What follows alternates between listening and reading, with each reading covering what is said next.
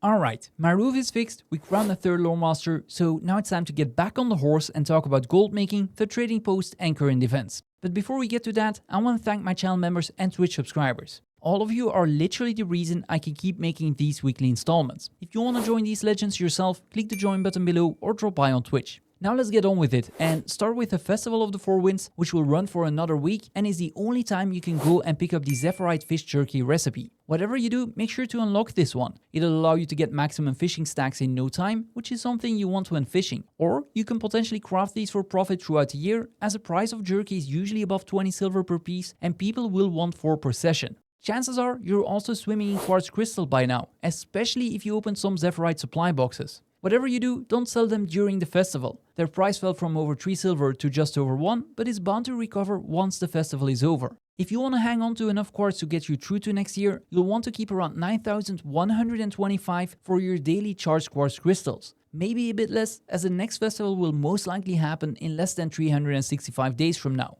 Opening Zephyrite supply boxes is still extremely costly, by the way. The average box is worth around 2 silver, although that is including the crash of quartz's price, or around 7 when including super rare drops. The cheapest box will currently cost you over 11 silver, so it's still better to sell your materials on the trading post for now. Enko, one of the barons, has been opening hundreds of thousands of these and is sharing his drop rates with the rest of us. His findings basically confirm just how rare these infusions are. Go follow him on X if you want to take a look at the full details.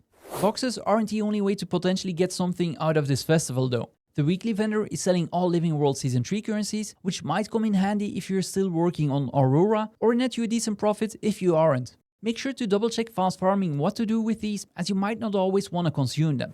Orion Pearls, for example, are better spent on Orion boxes, while Blood Rubies are technically better spent on Ascended Amulets, but that means you're aiming for salvage excellences. If you don't want to open up yourself to RNG, then Unbound Magic might not be so bad after all. This year we also got new Trader's Sungrown chests, which can be acquired for 5,000 festival tokens plus 5 gold, and they contain new skins. If you don't care for these, you can sell the boxes for over 40 gold on the trading posts right now. They might even go up in price once their availability plummets after the festival, but that remains to be seen, of course.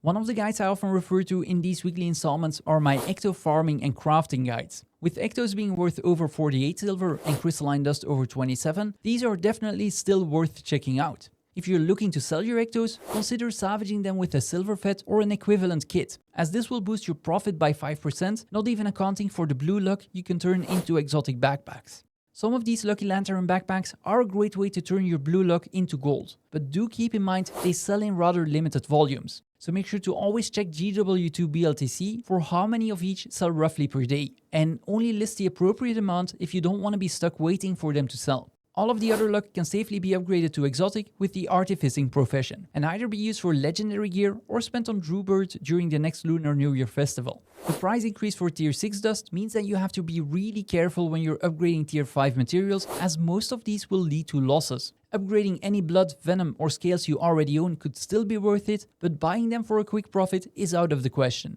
The main culprit isn't so much dwindling tier 6 prices, but the price increase of crystalline dust which you require for any of these recipes. One thing we should keep in mind when looking at material prices is the upcoming release of the Janthir Wilds expansion next Tuesday. If the legendary spear or backpack isn't available on launch, then the prices might have some time to settle back down. But if either of them are, then we might see a run for Ectos, tier 3 to 6 materials and mystic coins, as all of these have historically been required to craft legendary equipment. That also means that you can somewhat prep for these two legendaries. Every single legendary has always required mystic clovers, with the amount being halved for the latest generation of weapons, and to make these, you basically need large amounts of Ectos and mystic coins. When it comes to materials, Generation 1 only required tier 6, but ever since the introduction of Generation 2, armor, trinkets and weapons require sets of tier 3 through tier 6 materials. The one thing you probably can't acquire in advance are the account bound ones, as these are usually expansion specific. I'm also expecting somewhat of a rush for some items with the homesteads coming.